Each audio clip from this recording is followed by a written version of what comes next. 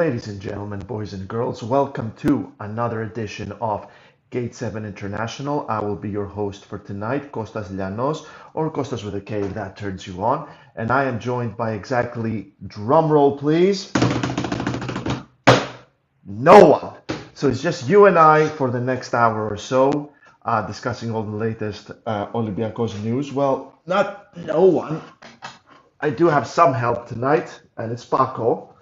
My cat, he's not going to be around though for a while. He's just hanging out because he thinks I'm going to feed him later on after I fed him 3 times already. So before we delve into all the Olympiacos stuff, hopefully with Paco's help, let's get into some basic housekeeping first.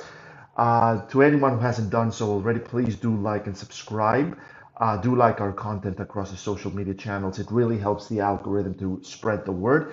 And do subscribe as we approach 4,000 subscribers.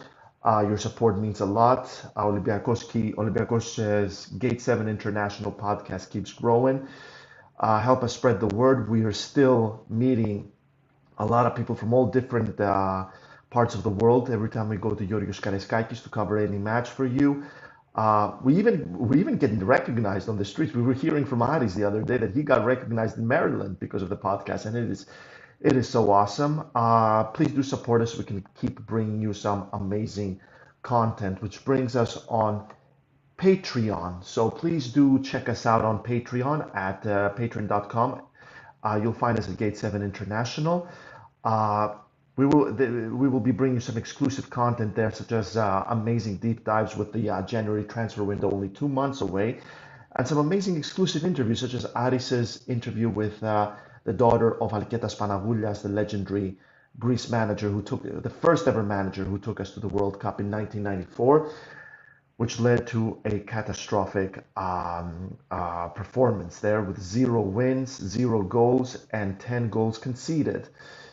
But that was then, and this is now. Another day, another victory for Olympiacos, although this was quite frustrating once more. Before we check that out though, let's have a look at the comment section. George Yatrou, kalispera, τι κάνεις φίλε μου? Kostas with a C, saving our ass again in Tripoli. I'm pretty sure that's Kostas with a K again. It's Konstantinos with a K. I believe Kostas Fortounis fell victim to the police's misconception of the name. I feel like the name is with a C, not with a K. I think we both had it. We both had it badly. And Stefanos Dris, thank you so much for your lovely comment. He is not the best cat in the world. He literally only loves me, no one else in the world. But I love him, just the way he is.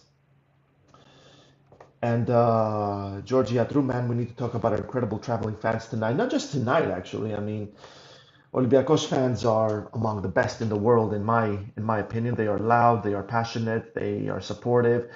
They come up with some very interesting chants.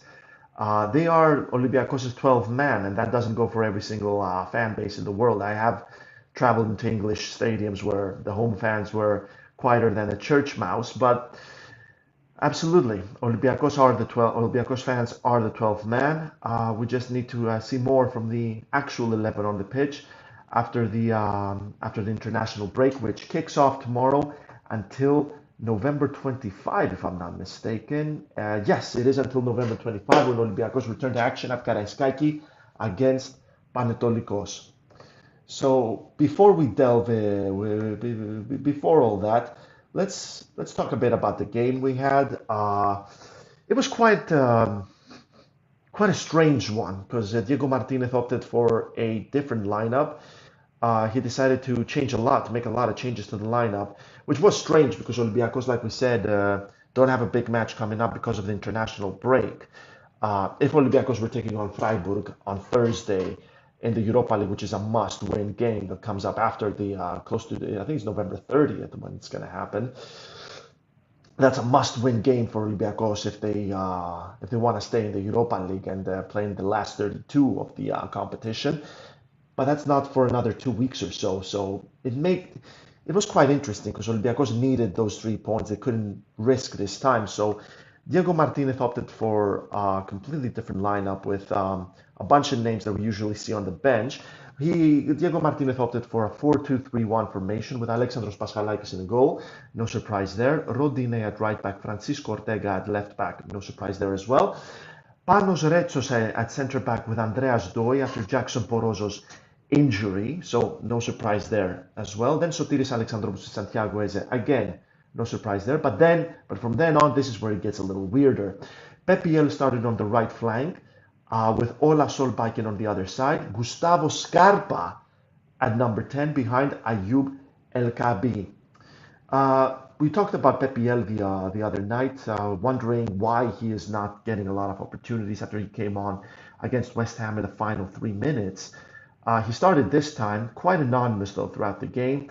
Gustavo Scarpa as well failed to give us an extra edge, like the edge that we were hoping he would be giving us. The moment he started being linked with Olympiacos ever since last season, when he was presented as the next big thing that would take Olympiacos to the next level, but nothing there again. Very little from Ola Solbakken, the low knee from Roma.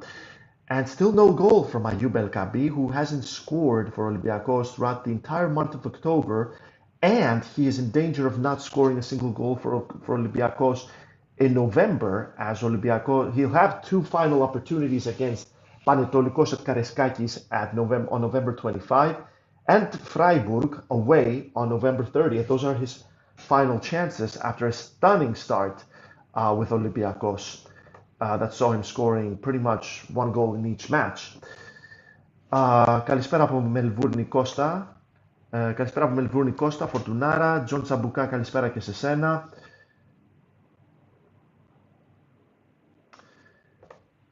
We have here Alexandros. Καλησπέρα, Alexandre.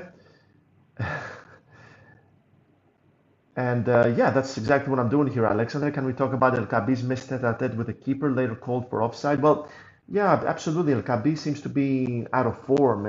Just completely lost his initial goal-scoring prowess that saw him scoring one goal in each game, which has now seen him battling for the number 9 spot with Stefan Jovetic, who's also not offering any different solutions. He came on from the bench as well, but we saw nothing there from him again. Both of them got called up, though, nevertheless, from their national teams. Ayoub El Kabi with Morocco, Stefan Jovetic with Montenegro. It was quite a dull first half against Asteras. Not a lot of opportunities.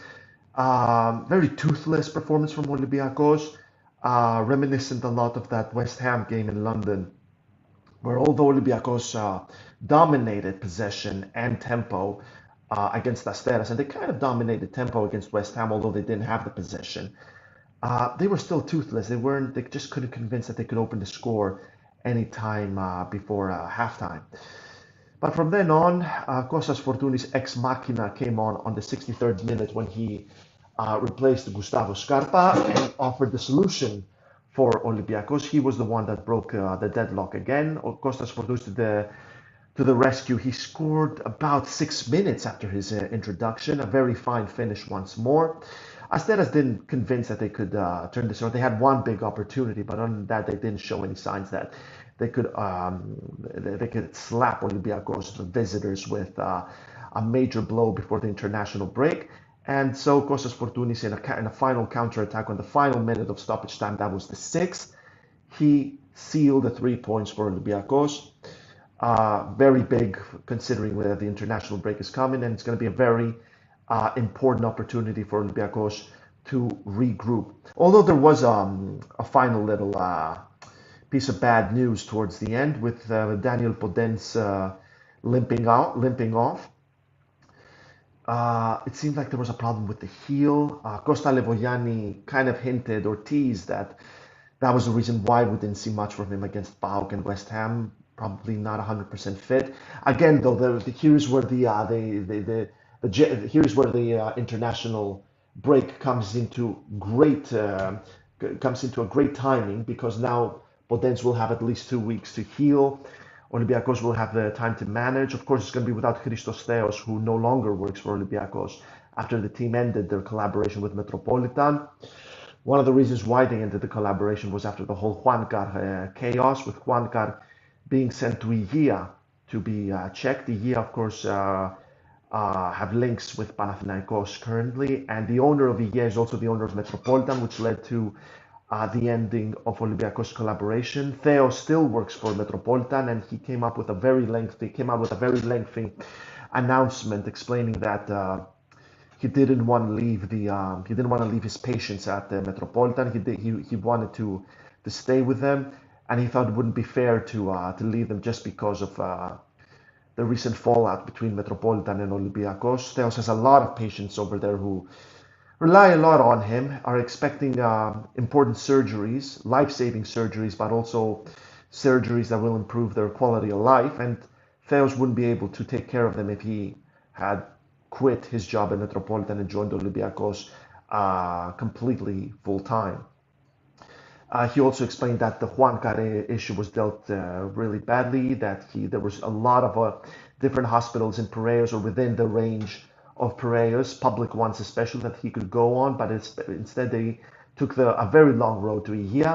But nevertheless, no Christos Theos, but the Olympiacos Physios will have their hands full probably with Daniel Podens. We don't have concrete information about that yet, but we will be keeping an eye on that. Alexandre, yes, Theos is the fact that Theos is no longer with Olympiacos is sad, but it seems like the whole thing was very amicable, a very friendly divorce right there.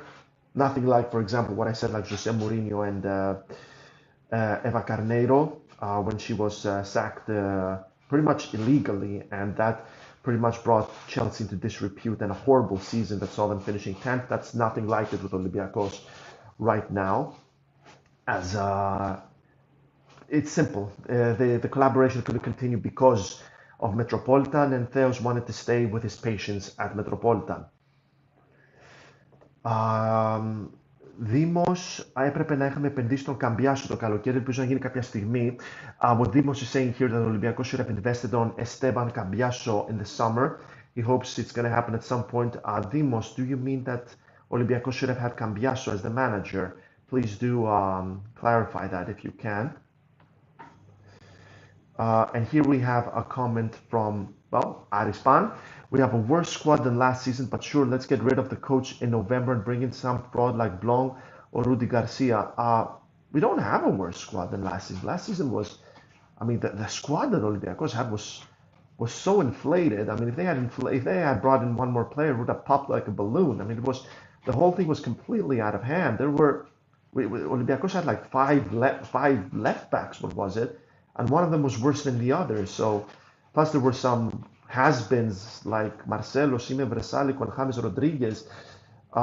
And plus, like Olympiacos had organized it so poorly that they practically had two different teams for Greece and Europe. Like Olympiacos couldn't play Cedric Bakambu or James Rodriguez in Europe. It was a complete mess. So I'm not going to agree with you on that, Aris, unless you're being ironic for that as well. And there has been no talk about getting rid of Diego Martinez as manager. And obviously, that would be absolutely ridiculous to get rid of him right now. So when it comes to Laurent Blanc and Rudy Garcia is with Napoli, if I'm not mistaken, and there's no talk about them getting rid of him right now. But Laurent Blanc is a free agent after leaving Lyon after a horrible start to the season, which goes down mainly to the club hierarchy. Yes, someone supports me here in our friend. Well, I'm gonna call you ASD. That's how I'm gonna call you actually. Squad is definitely not worse. Absolutely right. We have a question here from Manos, our good friend and a very loyal Gate 7 international fan. Mano, thank you for joining us and thank you for your question. Costa, why did we retreat that much after the goal? Why is this happening? We used to dominate and control the game, not letting chances in the end and being afraid. What is this mentality? It's quite weird right now with Olympiacos because when it comes to that PAOK game, Olympiacos' defense was all over the place. Costa with a C claims that it's all down to the fact that Diego Martinez dropped Francisco Ortega and brought on Kini, who is a right-footed fullback, who's supposed to be versatile as well, and PAOK focused all their attacks on the left. I think it's a little more complicated than that. I mean, you can't blame Kini for literally everything right there. And then the next game with West Ham, the defense was solid, but the attack was completely toothless, completely incapable of creating anything.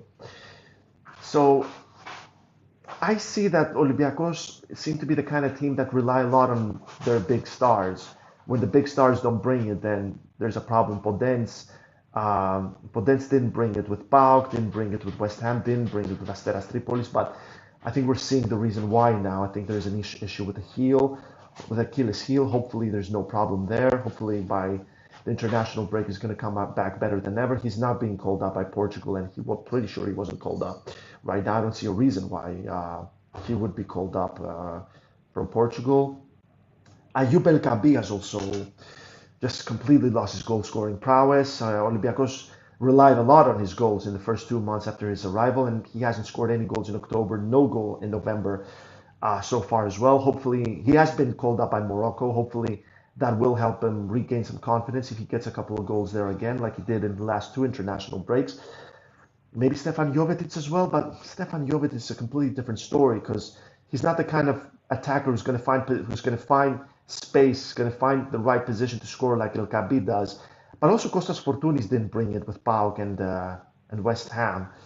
So Olympiacos seem to be relying a lot on their personalities, and if those personalities don't come in anywhere close to 100%, Olympiacos are going to struggle. But still, though, the defense has improved. I mean, we have found the center back pairing, which is Jackson Poros and Panos Retsos, but today they picked up a very important clean sheet against Asteras Tripolis. They had a very big opportunity. So I think that's the case right now, is that Olympiacos are mostly, I feel like Olympiacos are mostly relying on their top stars. Uh, That's the best joke I've heard in a long time, says George. Not sure what the joke is. Maybe it's because the squad is. Somebody said that the squad is worse. I don't know. Um, Rudy Garcia has been linked with Olympiacos for many years, but I doubt Olympiacos would go for him. I didn't read much on him, to be honest. Olympiacos wanted a Spaniard, and the big candidates were Marcelinho, Bordalas, Iraola, and of course Martinez, and they landed on Martinez. Manos, thanks for your nice words, Costa. Anyone else joining the live or solo today? Yeah, it's just me, myself, and I today. Mano, Paco is here. He's causing a bit of trouble. I don't know if you can hear it. Uh, if the squad was worse last season, Ari, then why did we draw 0-0 away to Asteras and today 1-0 Well, it's not just that. I mean, last season Olympiacos didn't have a big win until the final game before the playoffs against AEK at Hagia Sophia. What a night that was! Historic night. But until then, Olympiacos didn't have a single big win. And whereas right now, Olympiacos, on one hand, they haven't won a derby in the first round.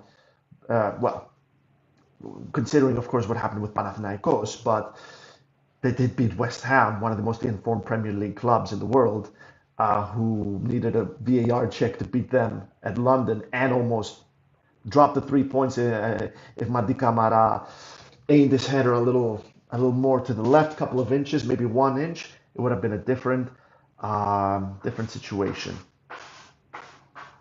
So we have a response from Aris. Okay, a lot of players. The team is better balanced than any 11 who can play this season. There was, on paper, Olympiacos had a lot of options, but they just didn't work together. They just didn't gel, all those players. I mean, you're mentioning Sokratis Papastathopoulos, who I think is a great player, but it's not like Retsos right now, who is in an age and a mentality that's completely different. Oseinuba, Mr. Red Card, Oleg Reabchuk, one of the most overrated left backs we've ever had. Canos joined in the second half of the season, just like Fortounis. And Cedric Bakambu, of course, Olympiacos tried to keep him, but he just went for the money and left.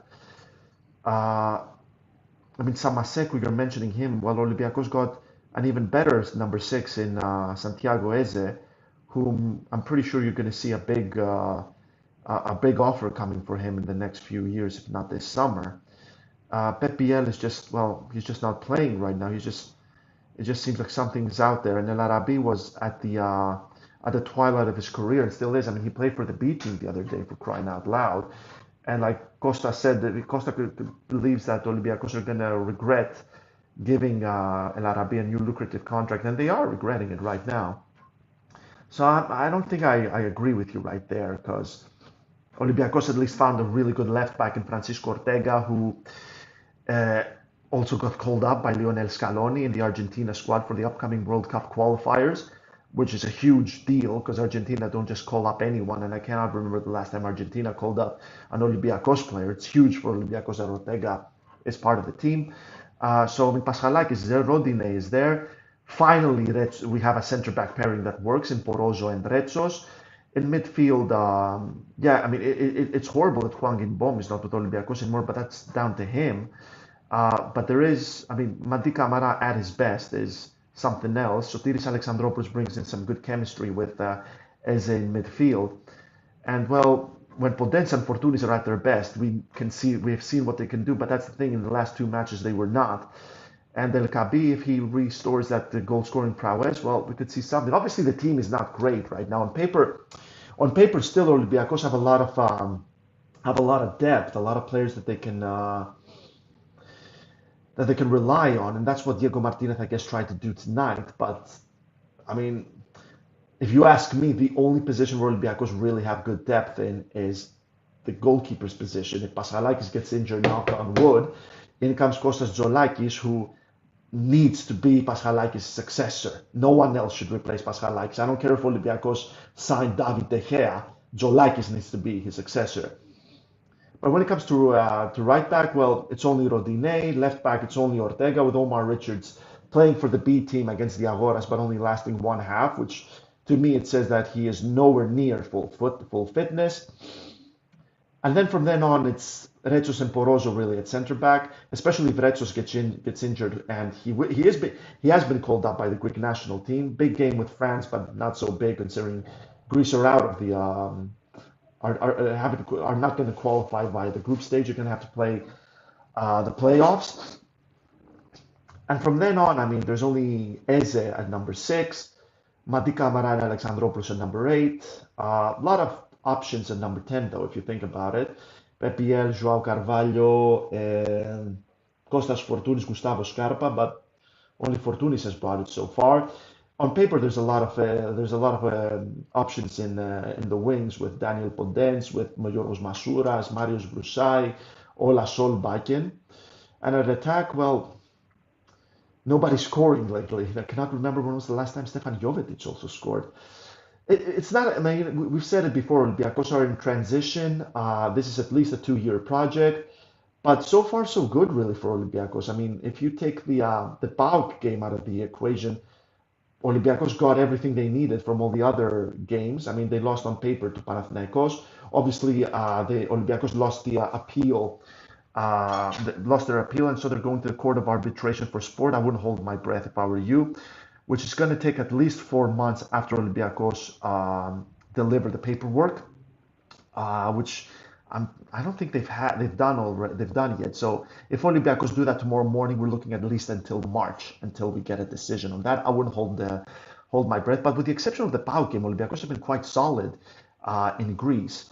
And when it comes to Europe, I mean, in my opinion, Olympiacos have let themselves down really, and I'm afraid it's that Batska Topola game that's going to cost Olympiacos the number 2 spot, because I believe Olympiacos can beat Freiburg in Germany. A serious Olympiacos can beat Freiburg in Germany, like a huge opportunity now with international break. Not a lot of players have been called up. So when it comes to Greece, we have Retsos, Paschalakis, Masouras, and Alexandropoulos who have been called up by Gaspoyet. Jovetic has been called up by Montenegro, Francisco Ortega from Argentina, Ayoub El Kabi from Morocco. I think Solbakken has been called up by Norway. I think he has been called up. But huge opportunity for Diego Martinez to work with a lot of players ahead of the upcoming matches. But if Olympiacos beat Freiburg, what they basically need is West Ham to beat Freiburg in London and Olympiacos to obviously win at Karaiskakis. And West Ham are going to play, are not going to be screwing around. They're not going to be clowning around again because they could lose first place to Freiburg if they beat them. If Freiburg beat them, West Ham could lose first place. So they need to be serious about it. They can't just bring in their babies from the academies. They need to show up in this game. And if Olympiacos beat Freiburg with a 2-goal deficit, which again, I wouldn't hold my breath. That's a big if. That's a huge if. I mean, Olympiacos beating Freiburg is a big if on its own.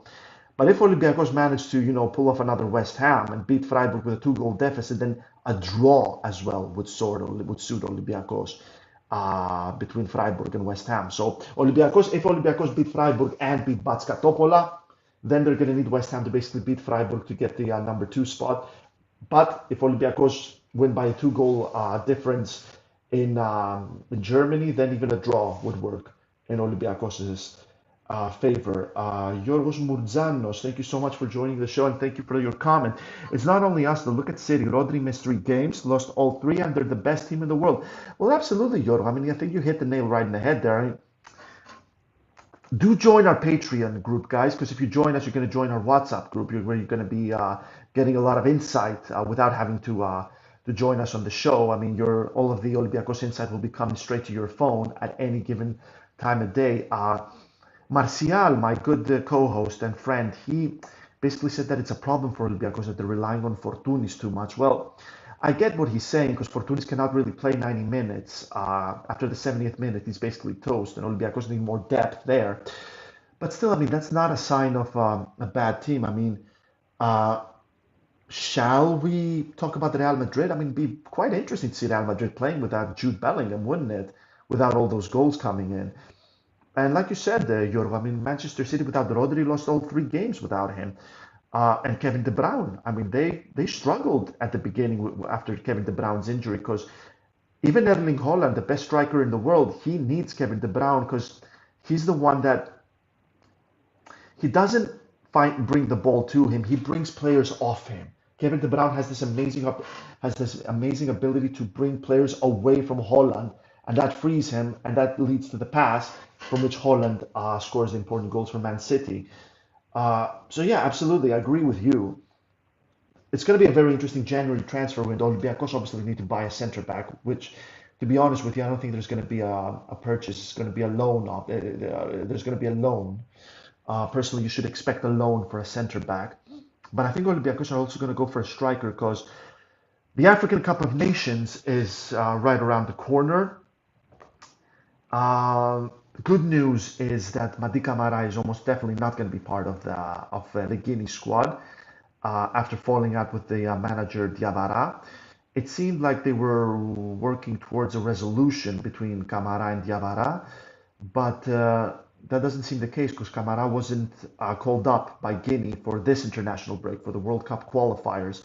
So it seems like Olympiacos will still have Camara. No AFCON for Camara, but the same doesn't go for El Kabi, who we could easily see being called up by Morocco. And then you're left with Stefan Jovetic, and that's it, really. So I could imagine a striker maybe a striker joining Olympiacos' ranks in January. It's definitely going to be an interesting January transfer window. Another question from Manos. Sorry, you kind of have the same avatars. Do you think El Kabi was a firework and he's currently at his standard potential, or he can show us? Yeah, of course I think he can show us his abilities again. Like I said, I mean, it's normal to see a dip in form. Even Erling Haaland had a dip in form after Kevin De Bruyne's injury, but he is world class, of course, but still, El Kabi's success came a lot with his chemistry with Fortounis. Fortounis always found a way to find him, and he always found a way to bring himself in position to score the big goals. I feel like El Kabi needs 1 goal to find his, maybe 1 goal could help him regain his confidence, which is a shame he didn't get from Asteras before the international break. But even a goal against Asteras during the international break could unlock his potential, and he could come back better than ever, hopefully. Aris Pan was either Biel or James. Never Masuras was a starter last year. Okay, let's calm down with Aris there. What we have here is from Southpaw, another good good friend and follower of the podcast. Return all the loanees, sell BL Carvalho, and buy two world-class players, one center half, one defensive midfielder, and the 48th is ours again. Uh, so if Olympiacos send back all the loanees, let's see what we have here. So loanees, we have Omar Richards. So Olympiacos are going to need the left back because Doron Leitner, I think January will come a little too soon for him to come back from injury, and plus he's going to need time to work around that injury and regain full form.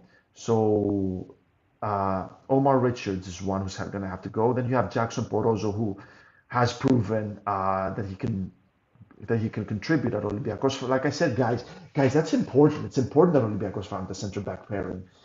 Yeah, of course, Jackson Porozo is no Olof Mellberg or Avram Papadopoulos or Martin Novoselac, but his chemistry works with Panos Retsos. So if Olympiacos, so let's go back to our loanees: Omar Richards, Jackson Porozo, Nicolas Freire. So that's two center backs gone. Who else we got? Who is on loan? Gustavo Scarpa goes away. Ola Solbakken goes away. Who else we got there? I think I'm missing someone. Something tells me I'm missing someone there. But still, that's five players who are going to go, and pretty much Olympiacos are going to need five players to come into the January transfer window, which is next to impossible to get because the January transfer window exists for tweaks. It doesn't exist to create a team like it is in the summer transfer window. Sell Biel and Carvalho, well, if you sell both of them, that's going to be quite a risk because you've already let Gustavo Scarpa go, so you got no one for the number 10 position. And if Kostas Fortounis, who has already had two big injuries in his career, if he gets injured, you got nobody for the number 10 position. And buy two world-class players, well, mid-season, nobody in their right mind sells their best players for bargain prices. So Olympiacos are really going to have to dig deep financially, and I'm not too sure where we are in the financial fair play area.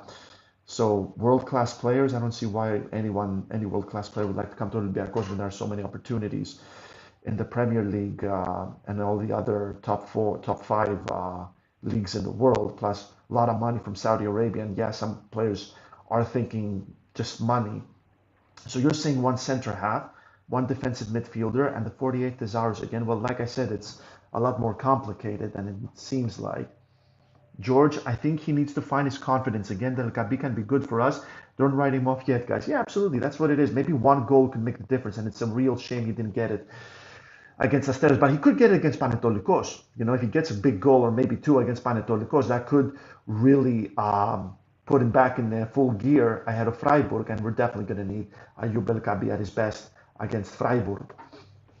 We used to say that in the previous season as well, remember, the fact that we were dependent to the quality players only like Biel, James at some point. Well, here's the thing, the last great team Olympiacos had was in the 2019-2020 season. I mean, you had a lineup like, what was the lineup? It was Pedro Martinez's lineup. It was José Sá in goal, Omar El Abdelawi at right back, Costa Tsimikas on the left, Ruben Semedo at center back with either Hussein Nuba or Papa Boussissé. Then you had the three midfielders in Andreas Bouchalakis, Guilherme, and Madi Camara. And up front was Youssef El Arabi with Yorgos Masouras. And who was the other one? I think it was Mathieu Valbuena would come in. And that's it. You just need chemistry. You want all the 11 players to play in full harmony. But like we said, like this is Diego Martinez's first season, debut season at Olympiacos, and he had to change everything. He had to take the second worst team since Peter Nachroy and turn them into world beaters.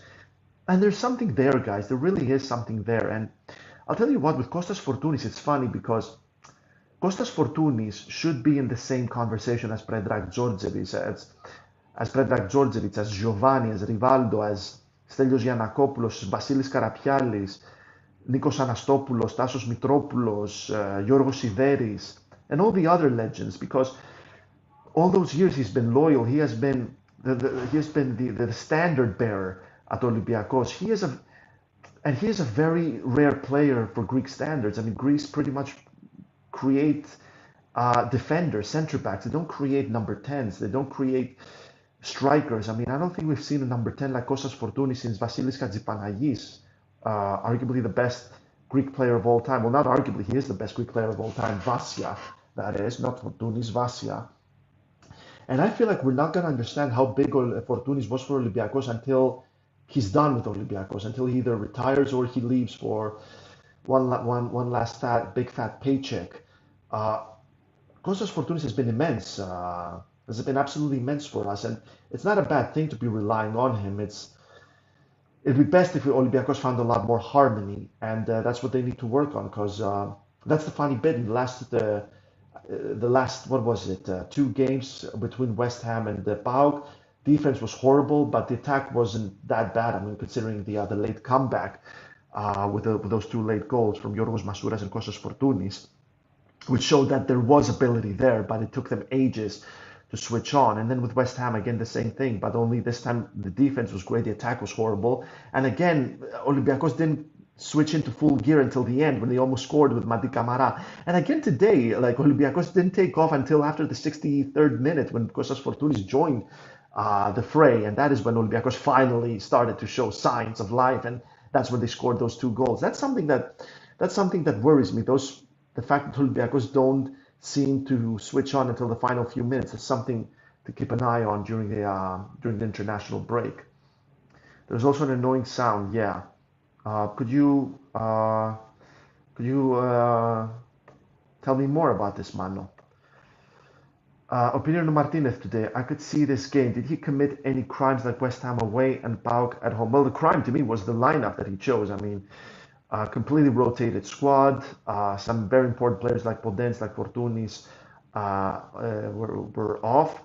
And it was strange because Olympiacos don't have a big game coming up anytime soon. And on the contrary, it's the international break, and you can't afford to drop any points considering that AEK, PAOK, and Panathinaikos also won, which means that right now Olympiacos are second with 4 points behind Panathinaikos, same points as AEK in third place, and PAOK are 1 point away from Olympiacos and AEK. So it's very tight right now, and with international break coming up and the opportunity to work on a few plays, work on a few players, work on some fitness, get players back to 100%, work on some injuries. Well, very important right there. Nothing wrong with Diego either. Needs to work on his subbing, but apart from that, he's a great manager with underrated experience. Yeah, absolutely couldn't agree more with you. I mean, the guy would stopped working in Spain for a while, went to England to better his craft, and it really, really shows. Of course, he has to make chemistry work in attack, but it's not just that. You need to create chemistry on all of on the entire team. We keep on counting on players' personal quality. That is true. You got to work on the chemistry of the entire team. What else we got here? Well, basically, guys, we got some big news here, which is potentially good news for Olympiacos, because the Premier League clubs are about to meet up and have a big vote when it comes to loaning players between them and other clubs being owned by the same owner. So they're talking about loans between, for example, Newcastle and the Saudi clubs, or between Olympiacos and Nottingham Forest. And on the 21st of November, they're going to vote on whether to scrap that. 14 clubs at least will have to vote in favor of scrapping that. This comes after Newcastle expressed desire to sign Ruben Neves from Al Hilal, who are owned by the Public Investment Fund, who hold 80% of Newcastle, and they own Al Hilal, Al Nasser, Al Ahly, and Al Ittihad. So basically, that's the reason why this vote is going to take place, because they're afraid that Newcastle is just going to start bringing all those world-class players from the Saudi clubs, and that will make it very unfair for all the other teams. Apparently, for some reason, there is confidence that it's going to pass, which is going to be really good for Olympiacos, because that means no more Nottingham Forest flops in January. They're going to have another vote for the summer transfer window, but until then, in January, that will mean that Antonio Cordon will work by himself without having anyone else on his ear saying, "Oh yeah, Nottingham Forest needs some help with the financial fair play and whatever, so could we bring this player on loan?" Especially now that we're hearing that Nottingham Forest have reached verbal agreement with Nino from Fluminense, is he? I mean, that would bring their total number of center backs to 6. So that's the fear there, that maybe someone like Joe Worrell or Felipe, who will be coming to Olympiacos in January. Hopefully, that is not the case. What else we got here? Uh, of course, Ari, year one of rebuild would always be tough. We got a conspiracy theory. Freire is that there's some buy obligation after a number of games that we don't want to trigger. Well, amen on that. But he hasn't played a lot of games. I mean, the guy's a bench warmer right now. I don't think he's injured, George. I think that's basically down to the fact that Jackson Porozo has the best chemistry with Panos Retsos, and that is that really. Mano, does anyone remember how the Martins rebuild team was at the same point 5 years ago? I actually don't remember many things about Greek games, but in Europe we were definitely more decisive. Well, in the group stages, I mean, we really struggled against Real Betis.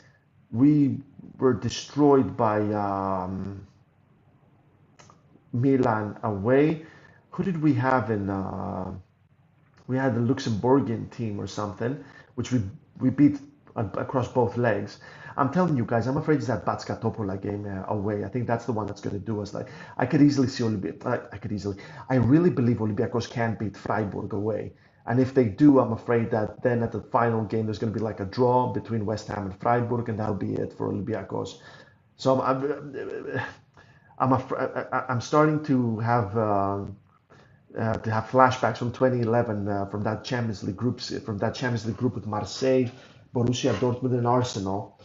And because Olympiacos didn't beat Marseille in Greece, then Olympiacos beat Arsenal in the final game, and then Marseille, with the help of one Mathieu Valbuena, they came back from 2-0 down to win 3-2 at the final seconds of the match, and that threw us out of the Champions League and into the Europa League.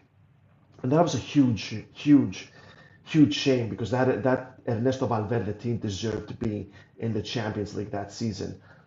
And I'll tell you, out of all the games Olympiacos have lost, none of them ever hurt me like that Borussia Dortmund-Marseille game.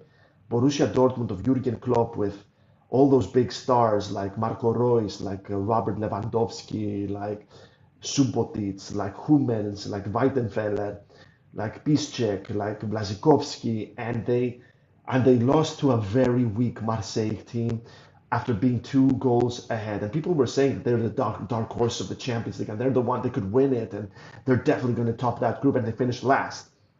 So, I mean, losing 4-2 to PAOK, losing 3-0 to Panathinaikos, both of them at Karaiskaki, the 7-0 loss to Juventus away, none of them hurt like that result for me. And I'm afraid maybe we're up for something like this season, like Olympiacos winning at Freiburg, then beating Batska at Karaiskaki, but then Freiburg drawing with West Ham or something weird like that.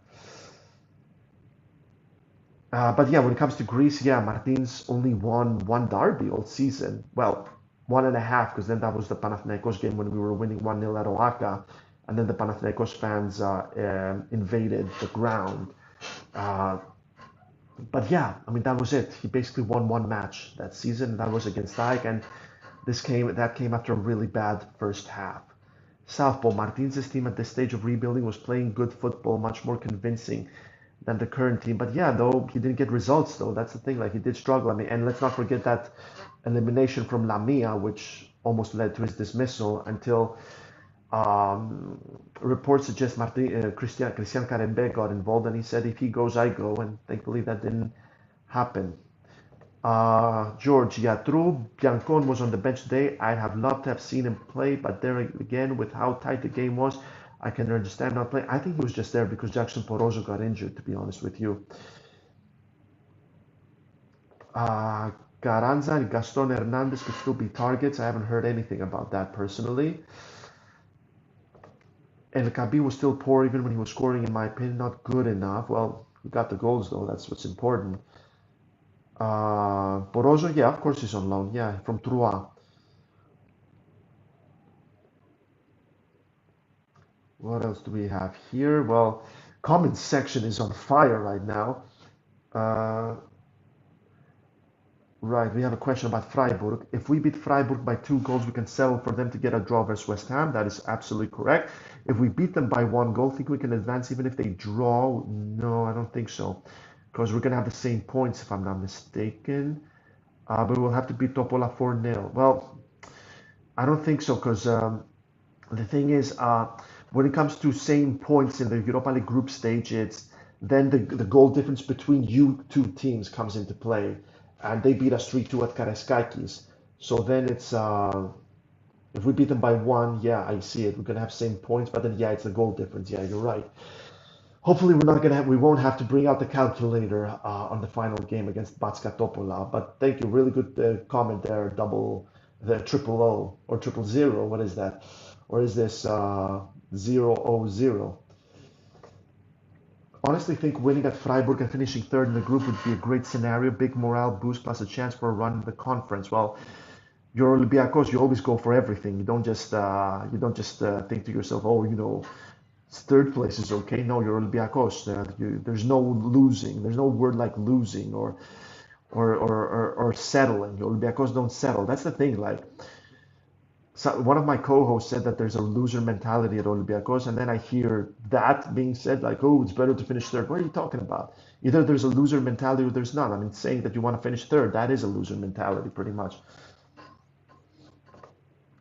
Costa is better for our current team than second? No, it's not. Because again, at conference, you could get a difficult opponent again. You're not.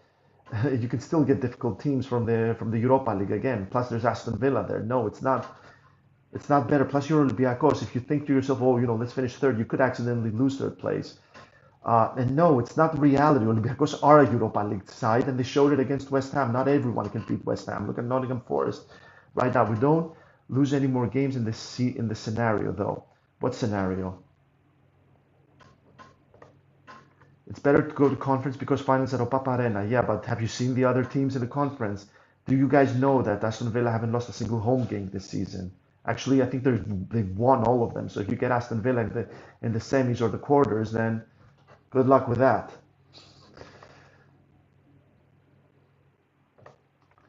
Well, we may beat Topola by 6 goals. Well, if a miracle happens, but it's not the most impossible thing to happen. Like versus Dudelange, that was the team Pedro Martins had in his first season. Whatever the name was, we beat 5-0. Yeah, well, I don't remember the Dudelange games if I'm being totally honest with you.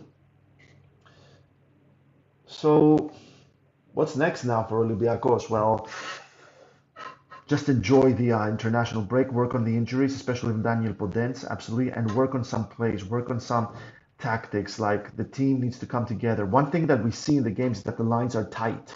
That's very important, keeping the lines tight, and that's something that's very much in accordance to Diego Martinez's philosophy and mentality. So that's a good thing. That's a good start right there.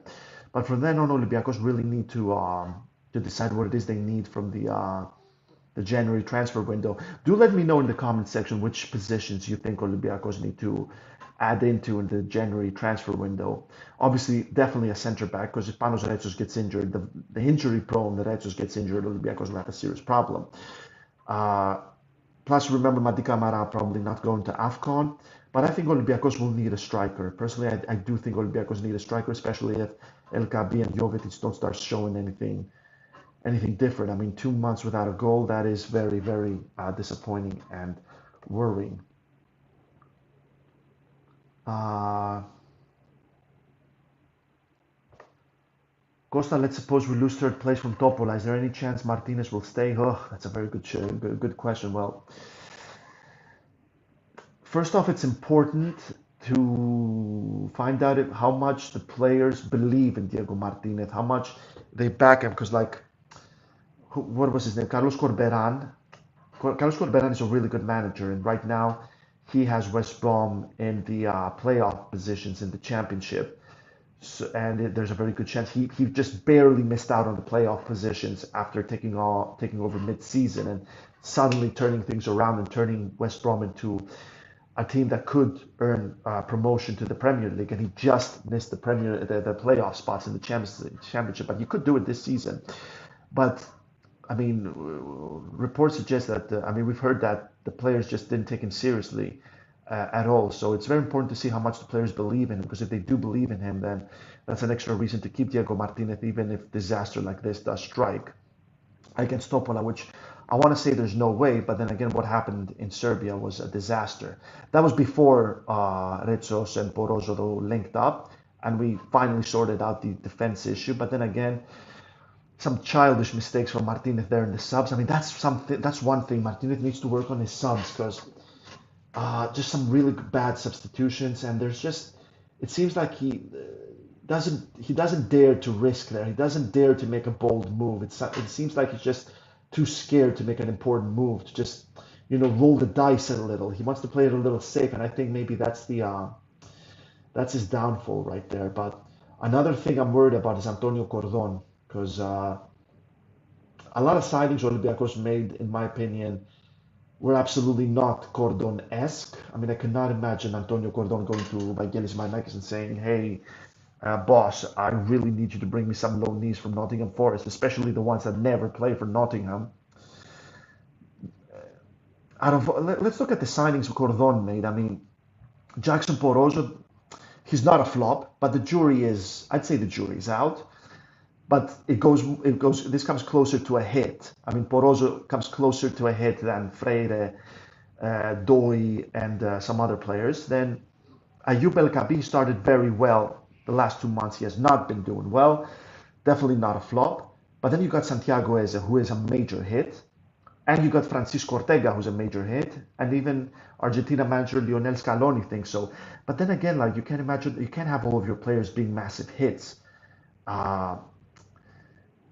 But I am worried about Antonio Cordon. I am worried that if Olympiacos don't win the league, Cordon is supposed to be the number one guy, only number two behind Vangelis Marinakis. But the January transfer window for me will show a lot. Will show a lot as to how much influence Cordon has and how much independently the guy works as the sporting director.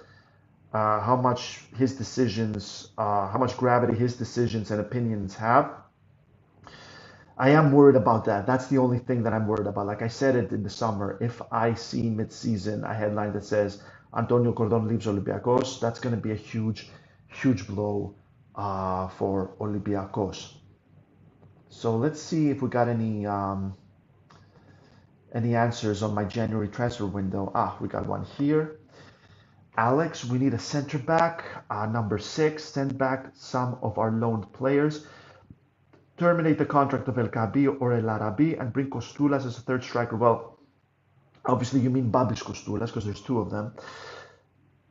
Kostoulas is 16 though, and playing for the B team and playing for the academy, the youth sides, that's a completely different ball game. Bringing in a 16-year-old striker to play against some of the best defenders in the world, in Europe, that's going to be something different for him. But I will agree that Kostoulas needs to be in the squad within the next 2 years, tops. He needs to be in the squad, because there's some huge talent there. A center back, absolutely. And to be honest with you, if that means sending, if Doron Leitner manages to regain fitness by the end of January, then send Omar Richards back to Nottingham. Absolutely send Freire back to Pumas. And with the money you save on their contracts, well, invest on a center back. Bring in a really good center back, because Olympiacos really need this. And if confidence grows at the back, then maybe the attackers will find more confidence in pushing forward and pushing for those big goals. Defensive midfielder, well, yeah, I mean, the Vicente Bibora thing that doesn't seem to have worked wonders for us, so you're not wrong there. Let's see what Yorgos thinks. We need a starting center midfield. Well, we got 2 of those.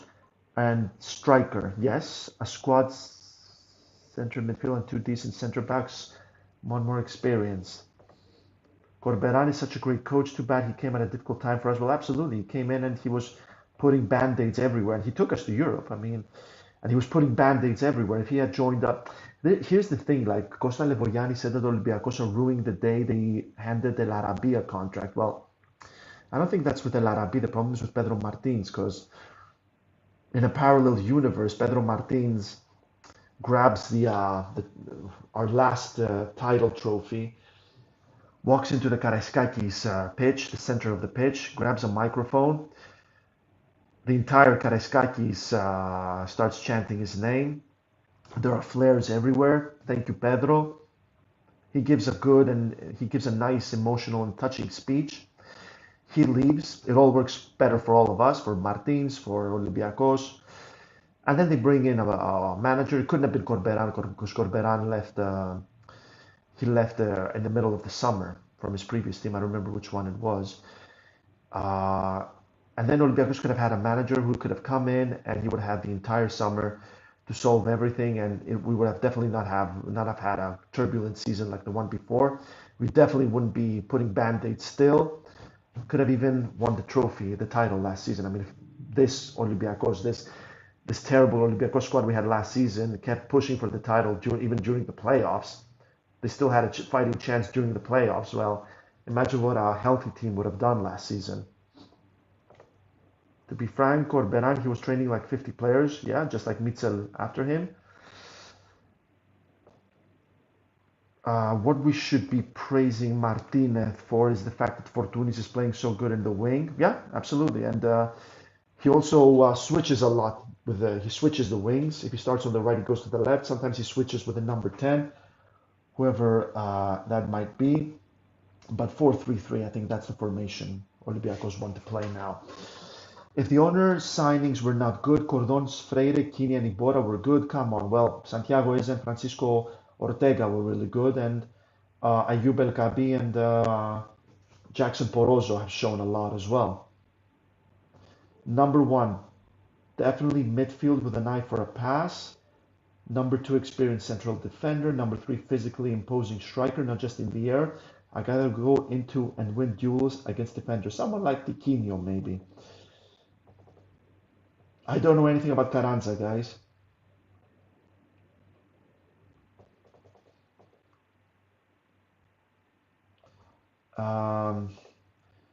Manos, opinion about Potence's comeback. Seems a different player, not the dribbler we remember, is not the new identity. Maybe he still needs game time because he didn't play a lot this year. Well, he didn't play a lot for Wolves as well in his final year with them. Well, final year before he was loaned to us. He's still in Wolves' books. Well, Podence joined Olympiacos with zero preseason and zero preparation. He hit the ground running immediately. So it's normal for players to, go a little, start from have a few ups and downs. And I think that's what's going on. He's in a down right now. And plus, he has a problem with his heel. And something tells me that heel problem didn't suddenly occur at Tripoli. So let's give it some time there. I mean, he's definitely a very good signing. And he did have an amazing comeback. He did hit the ground running. So absolutely, he was a very good signing. And yeah, Huddersfield was Corberan's previous team. Very good, Alex. Don't have any updates yet, George Kadili. Uh, well, Aris, be patient with El Kabi. Just one goal could change a lot for him. So we're approaching an hour into this, so I think I'm just gonna, for all of you who haven't done so already, please do like and subscribe. Please do help the channel grow. We're going to be bringing you some more exclusive and cool stuff in the near future. And please do join us on Patreon so you can be having all of the amazing Olympiacos insights straight to your phone without having to wait for the next show. So now that we are approaching the final few minutes of this show. Guys, do let me know who you think the man of the match was for Olympiacos, and do let me know why it was Kostas Fortounis, who obviously was the man of the match, came in and was a completely different ball game after the 63rd minute, scored the two goals, brought in more attacking prowess to Olympiacos. Absolutely man of the match. Who's your man of the match, guys? Please do let me know if you disagree. When it comes to coach's grade, I'm giving him a B minus. Because he did win the game, but I mean the players he started, considering there's no reason not to start your best players. The subs again, pretty poor again, terrible first half, but he brought in Kostas Fortounis, and we picked up the important goal. Anything else, guys? Do we have any last questions before I switch off? Any last question, guys? Any last questions? What do we got? George Cadiris and Martinez better wake up. You don't make that many changes, Asteras, because no matter their current status, they are a threat at home. Absolutely. Big win, though. Fortune goal. Absolutely. So, guys, on that note, I think I'm going to switch off and go to bed. It is well past 12:30 in Greece. Thank you so much for joining me. Please do not forget to like and subscribe. We're going to be back with you during the next Ethniki master classes. The next game is against New Zealand, which is going to take place at Rizupoli because of hear ye. There are some works taking place at the Nea Philadelphia, so we're going to have to wait until we take on France at Nea Philadelphia, the next game. Hopefully the pitch is going to be better. And there's going to be no fans against New Zealand because Rizupoli don't pass the necessary standards to host a European clash, a UEFA or FIFA clash. So we're going to be back with those master classes, I guess. Gustavo Poyet, he basically said that after March he's gone. After the March playoffs, he's gone. So even if Greece make it to the playoffs, then we're probably not going to have a manager, which is another masterclass from Epo. Just the gift that keeps on giving. The gift that keeps on giving is Epo. But we do wish Ethniki all the best. If they make it through and pass the playoffs, especially, Gustavo Poyet absolutely needs to stay because we support the Greek national team no matter what. Go on Greece. There's going to be no miracle against France, especially when it comes to which team qualifies. But Greece can still do it in the playoffs. But if you have a manager who's just sitting on his contract and thinking, when it comes to March, I'm leaving, and he publicly says he'd like the idea of taking over at Ireland, that's not very good. You're definitely going to need Gustavo Poyet at the Euros if we do qualify. But then again, this is Epo, and anything can really happen. So, guys, thank you so much for joining us. Don't forget to like and subscribe.